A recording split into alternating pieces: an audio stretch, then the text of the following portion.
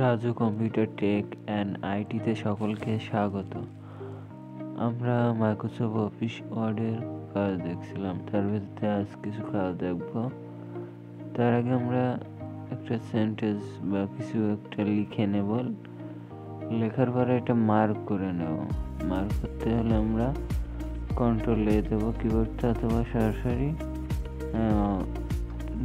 এই যে কন্ট্রোল-A দিয়ে আমরা মার্ক করে নিলাম। নেওয়ার পরে আমরা এখান থেকে অপশানে আসবো। এখান থেকে যে বিতে হচ্ছে বোল্ট। বোল্ট মানে লেখাটা মোটা আসবে। বোল্টে ক্লিক করলে লেখার অক্ষরগুলো মোটা মোটা আসবে। এই যে আবারও বোল্টে ক্লিক করলে ওইটা আউট হয়ে যাবে। এখানে বোল্ট ক্লিক করলে আউট হয়ে যাবে। আর এর কিবোর্ড কমান্ড আছে কন্ট্রোল-Bতে হচ্ছে বোল্ট হবে। কন্ট্রোল চেপে বি দিলে বোল্ট কিবোর্ড থেকে, আবারও কন্ট্রোল-B দিলে এটা বোল্ট আউট হয়ে যাবে, স্বাভাবিক যেটা সেটা আসবে। এভাবে আমরা কিবোর্ড থেকে নেব। এবার আমরা এখানে বোল্টের পরে ইটালি বলে অপশান আছে, এটা আসবে। ইটালির এটার কাজ হচ্ছে যে বাঁকা করা লেখাটা। এখানে ক্লিক করলে লেখাটা বাঁকা হবে, যে বাঁকা হয়েছে একটু ইটালিয়া মতো লেখা। আবারও এখান থেকে আইতে ক্লিক করলে এটা আবার সোজা হয়ে যাবে। ইটালির কিবোর্ড কমান্ড হচ্ছে কন্ট্রোল-I। কন্ট্রোল-I দিলে ইটালি হবে, আবারও কন্ট্রোল-I দিলে এটা স্বাভাবিক অবস্থায় আসবে। এখান থেকে এখন আমরা দেখব আন্ডারলাইন দেব কিভাবে। আন্ডারলাইন এখানে ইউ আছে, ইউতে আন্ডারলাইন। এখানে আসবো, এখানে ক্লিক করলে এই যে আন্ডারলাইন চলে আসছে। এভাবে আমরা আন্ডারলাইন নিতে পারবো। অথবা আন্ডারলাইনের এখানে অপশান আছে, এখানে আবার ক্লিক করলে আউট হয়ে যাবে। আর কন্ট্রোল-U দিলে আন্ডারলাইন আসবে। Keyboard command, keyboard shortcut. এই যে কন্ট্রোল-U দিলাম, আন্ডারলাইন আসছে। আবারও কন্ট্রোল-U দিলে আন্ডারলাইন আউট হয়ে যাবে।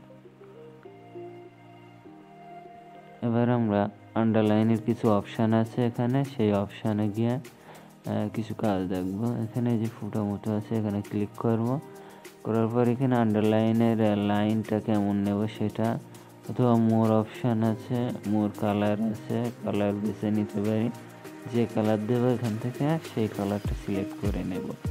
নেওয়ার পর আমরা এখান থেকে সেই কালারটা দিয়ে দেব। আবার আসবো, এখান থেকে আন্ডারলাইন অপশান আছে, এখানে এসে আন্ডারলাইন কালারটা আমরা দেখছিলাম ওখান থেকে, বা এখান থেকেও চেঞ্জ করতে পারবো। আর এখান থেকে আমরা যদি চেঞ্জ করি, এই যে কালার দিয়ে দেবো অটোমেটিক।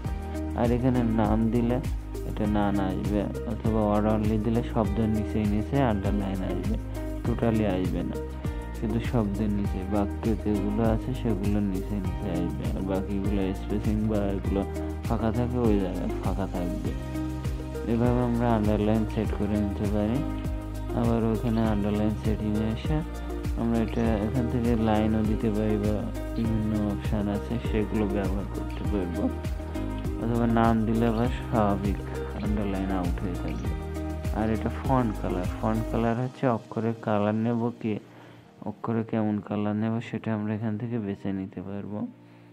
ওকে দেব, দিলে অক্ষরের কালারটা চলে আসবে। এটা আবার আমরা উপর থেকেও নিতে পারবো। এই যে আছে এখানে ক্লিক করব। ক্লিক করে এখান থেকে আমরা কালারটা নিয়ে নিতে পারবো, যে কালার দেব। এখান থেকে এই যে ব্ল্যাক কালার নিলাম। আবারও আন্ডারলাইনের অপশানে আসবো।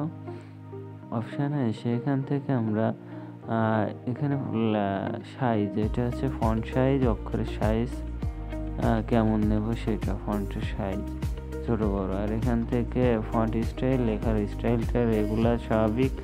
এখানে ইটালি আছে বাঁকা, যেখানে যা দেখলাম বোল্ট মোটা, আর বোল্ট ইটালি একসাথে বাঁকা এবং মোটা। এভাবে আমরা এখানে দেখে নিতে পারবো। এই যে ইটালি আউট করলাম, বোল্ট আউট করলাম। আবারও যদি দিয়ে নিতে পারবো। এখান থেকে আবারও যাই, এখান থেকে রেগুলার স্বাভাবিক, এটা স্বাভাবিক করে রাখি। এখান থেকে স্বাভাবিক করে রাখবো। আর এখান থেকে অক্ষর সাইজ যেমন যেটা ভালো মনে হয় সেই সাইজটা আমরা এখান থেকে নেব প্রয়োজন অনুযায়ী। যেটা আমার লাগবে সেই সাইজ নিতে পারবো। অক্ষর সাইজ আবার এখান থেকে ওপর থেকেও নিতে পারবো, এই যে ফন্ট সাইজ, আর ছোট হবে, বড় হচ্ছে বড় হবে অক্ষর, এভাবে ছোট বড় করে নিতে পারবো। সরাসরি ওখানেও দিতে পারবো, আর এখান থেকে এতে ক্লিক করলেও চলে আসবে।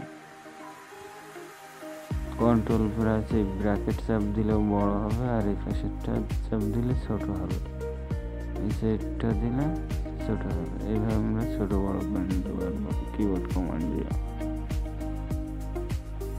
এখন আমরা এখান থেকে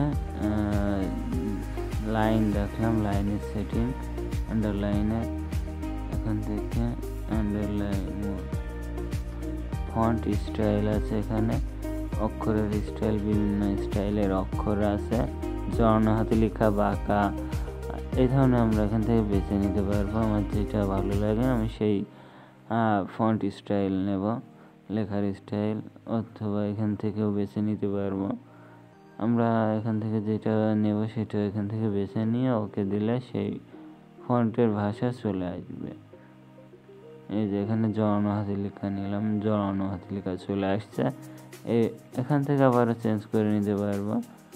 আর এখান থেকে চেঞ্জ করতে হলে এই যে চেঞ্জ টাইমস নিউ রোমান, এটা স্বাভাবিক। আর এই যে 6 চন্দ্রবিন্দু, এটা সুতানি এমজে, এটা হচ্ছে বাংলা লেখা ফন্ট। বাংলা লিখতে গেলে এটা ব্যবহার করতে হয়। বিজয় 52 বা বিজয় 71 ফন্টে ব্যবহার করা হয়। এখান থেকে আরও অপশান আছে, টাইমস নিউ রোমান আবার দিয়ে আবার যদি স্বাভাবিক হয় স্বাভাবিক করে নিলাম। নেওয়ার পর এখান থেকে আমাদের আরও অপশান ছোট বড় করে নিলাম। নেওয়ার পরে এখান থেকে এই যে এটা দিলে একটানে কেটে দেবে, একটা রান দিয়ে কেটে দিচ্ছে মাঝখান দিয়ে, আবার ওইটা ক্লিক করলে এটা আউট হয়ে যাবে। এভাবে আমরা করে নিতে পারবো। তারপর এখান থেকে সেন্টেন্স কেস বলা হয়, এটার কেস কেস। এখানে সেন্টেন্স কেস হলো লাইনের প্রথমটা বড় হাতের, বাকিগুলো সব ছোট হাতের অক্ষর আসবে। এখান থেকে আবারও যাব, এখান থেকে লয়ারকে সবগুলো বড় ছোট হাতের অক্ষর। এখান থেকে আবারও যাই, আপারকে সবগুলো বড় হাতের অক্ষর আসবে, সব বড় হাতের অক্ষর। তারপর এখান থেকে টুগেল কেস বা এই অপশানটা আসলে এখানে লাইনের প্রথম অক্ষরটা সবগুলোর বড় হাতের, শব্দের প্রথম অক্ষরটা বড় হাতের আসবে। আবারও যে এখানে এটা শব্দের প্রথম অক্ষরটা ছোট হাতের, কোনো জায়গায় ব্যবহার হয় না, বেশিরভাগ ব্যবহার হয় সেন্টেন্স কেস, আপার কেস আর টুগেল কেস। এগুলো আমরা এখান থেকে চেঞ্জ করে নিতে পারবো আমার প্রয়োজন অনুযায়ী। আমার যে ফন্টে যেমন লাগবে সেটা সেইভাবে আমরা এখান থেকে নিয়ে নিতে পারবো। এই যে এখান থেকে আমরা এটা নিলাম, সেটিং হয়ে গেল। এখন আমরা দেখব যে স্কোয়ার বা পাওয়ার করা, লেখার উপরে পাওয়ার বা লেখার নিচে পাওয়ার, সেটা দেখব। আমরা এখান থেকে টু লিখলাম, টু মার্ক করব। মার্ক করার পরে আমরা এখানে উপরে অপশান আসবে, এই যে উপরে পাওয়ার স্কোয়ার, এটা ক্লিক করলে উপরে আসবে। এখন যা লেখা সব ওই উপরে আসবে টুর পাশে। আবারও যদি আমি লিখি ওখানে নিচে আসলে নিচে, এটা আবার মার্ক করে আমরা স্বাভাবিক করে নিই। এখানে টু মার্ক করব, টু মার্ক করে আবার স্বাভাবিক করলাম। এবারে নিচে পাওয়ার দিলে নিচে আসবে, আবার যদি ক্লিক করে এটা উপরে চলে যাবে। এইভাবে আমরা উপরে নিচে এটা করে নিতে পারবো পাওয়ার দিয়ে। পাওয়ার ব্যবহার করে আমরা এটা এভাবে আমরা উপরে আর নিচে করে নিতে পারবো। আজ এই পর্যন্ত, সবাইকে ধন্যবাদ।